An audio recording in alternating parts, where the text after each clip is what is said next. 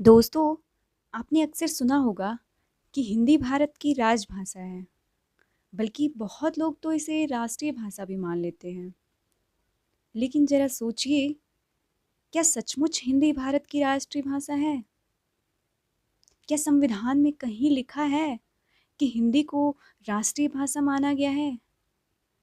या फिर हम सबने सालों से एक गलत फहमी पाल रखी है?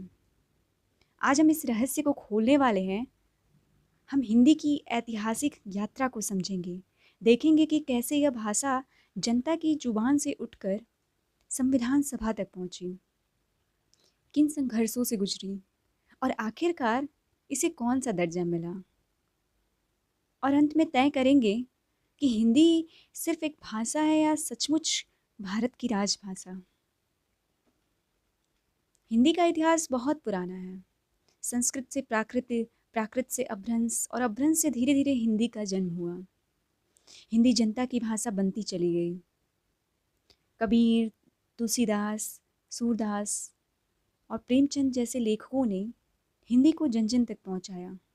भक्ति आंदोलन ने हिंदी को और मजबूत किया, क्योंकि साधु संतों ने इसे जनता की जुबान बताया। धीरे धीरे हिंदी सिर्फ बोली नहीं रही, बल्कि पहचान बन गई। लेकिन सवाल यह था कि आज़ाद भारत की भाषा कौन होगी? क्या अंग्रेजी जो 200 साल तक हम पर हावी रही, वही आगे भी चलेगी? या फिर हिंदी जो जनता की आत्मा बन चुकी थी, उसे राजकाज की भाषा का दर्जा मिलेगा? 1947 में जब भारत आज़ाद हुआ, तो संविधान सभा के सामने सबसे कठिन सवालों में से एक था, भारत की आधिकारिक भाषा कौन हो? कुछ लोग चाहते थे कि अंग्रेजी बनी रहे, क्योंकि प्रशासनिक काम उसी में आसान था। कुछ लोग चाहते थे कि हिंदी को तुरंत राष्ट्रीय भाषा घोषित कर दिया जाए। लेकिन दक्षिण भारत के नेता, खास तौर पर तमिल भाषी लोग, इस बात से डर रहे थे कि हिंदी थोप दी जाएगी। बहस बहुत लंबी चली, कई बार गर्मा गर्मी भी हुई। डॉक्टर राजेंद्र प्रसाद, जवाहरलाल नेहरू और कई नेताओं ने समझौते की राह निकाली। 14 सितंबर 1949 को संविधान सभा ने ऐतिहासिक फैसला लिया। तय हुआ कि हिंदी देवनागरी लिपि में भारत की राजभाषा होगी। लेकिन अंग्रेजी को भी 15 साल तक सहायक भाषा का दर्जा दिया गया। यानी हिंदी को राष्ट्रीय भाषा नहीं, बल्कि राजभाषा का दर्जा मिला। यहाँ फर्क समझना जरूरी है। राष्ट्रीय भाषा का मतलब होता है पूरे देश की पहचान की भाषा। राजभाषा का मतलब है प्रशासन और सरकार की भाषा।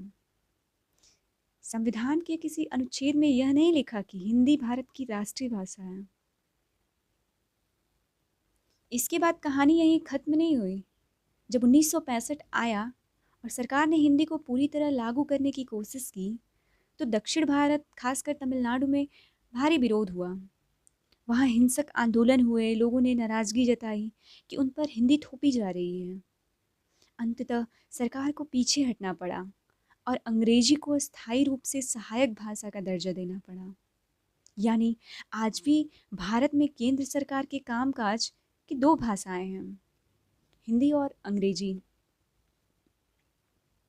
लेकिन भले इस संविधान में हिंदी को राष्ट्रीय भाषा नहीं कहा गया, इसकी ताकत जनता से आती है। साहित्य, अखबार, फिल्में और शिक्षा, सबने हिंदी को पूरे भारत में फैला दिया। आज हिंदी दुनिया की तीसरी सबसे ज़्यादा बोली जाने वाली भाषा है। इंटरनेट पर हिंदी कंटेंट सबसे तेज़ी से बढ़ रहा है। करोड़ों लोग इसे अपनी मातृभाषा मानते हैं। आज भारत में 22 अनुसूचित भाषाएं हैं और उनमें सबसे बड़ी हिंदी है। लेकिन सच यही है कि हिंदी राष्ट्रीय भाषा नहीं है, बल्कि राजभाषा है। हाँ, यह भारत के दिल की भाषा जरूर है।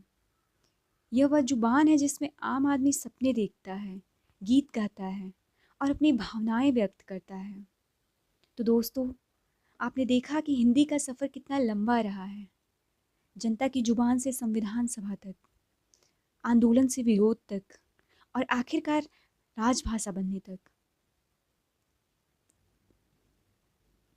सच यही है कि हिंदी राष्ट्रीय भाषा नहीं है, बल्कि सिर्फ राजभाषा है। भारत एक बहुभाषी देश है और हर भाषा की अपनी पहचान है।